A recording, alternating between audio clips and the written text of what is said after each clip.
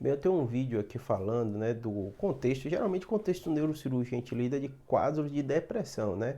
E muita gente perguntou assim, Júlio, será que eu estou tendo isso? Eu tenho alguns sintomas iniciais? Quais são os sintomas, de um modo geral, inicial de uma paciente que tem quadro de depressão e que eu noto que eu acabo encaminhando, de modo geral, para o psiquiatra para acompanhar isso, né?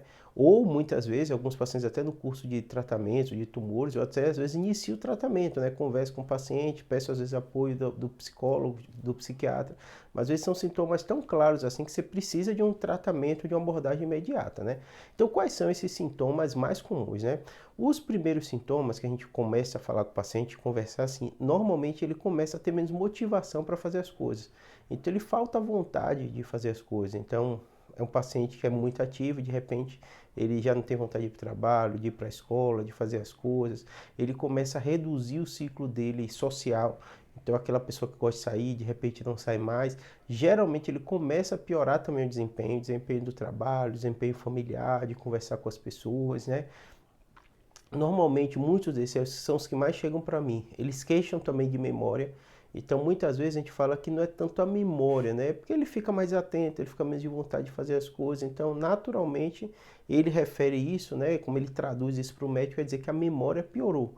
Mas na grande maioria das vezes não é que a memória piorou, e sim eu costumo dizer para os pacientes que para você ter memória, você precisa de algumas coisas, né? O que seria a memória? Seria a capacidade de ter uma informação, reter aquela informação e usar quando for necessário. Então, muitas vezes a pessoa com depressão, ela está mesmo desmotivada, então ela não tem tanta atenção e muitas vezes não retém tão bem aquela informação. E às vezes eles chegam para a gente referindo isso como um problema de memória, né? É uma coisa muito comum.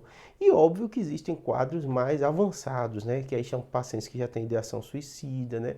Ele não tem vontade nenhuma de fazer as coisas, ele falta a questão de higiene até própria, né? De tomar banho, de se alimentar, né? E são vários sinais, né? De um modo geral, a gente, como neurocirurgião, né? O que a gente lida no dia a dia, é justamente essa triagem inicial, esses sintomas iniciais. Eu também falo muito com a família, essa conversa com a família que às vezes a pessoa não nota, né?